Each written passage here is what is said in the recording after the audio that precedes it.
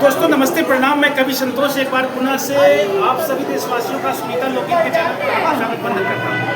मेरे साथ बड़ी यूट्यूबर क्रिएटर हैं कुमकुम भट्ट कुमकुम जी, साथ में मेरे साथ रन्नो जी हैं, साधना शर्मा लोकगीत जी हैं, मौसम ब्लॉग हैं और रीता यादव जी हैं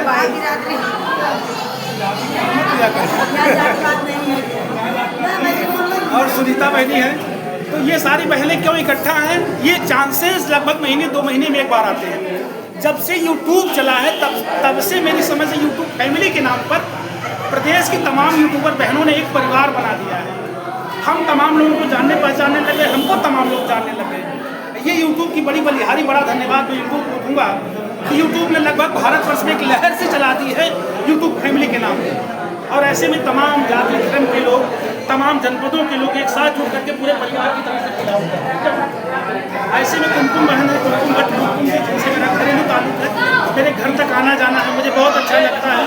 साथ साथ में ये सारी बहनें बराबर मुझसे मिलती जुलती हैं। इनकी इंटरव्यू लेना, चैनल में लगाना, कवि संतोष चैनल के माध्यम से प्रसारित करना, ये मेरा काम है। ये क्या हो रहा है अपना समाचार,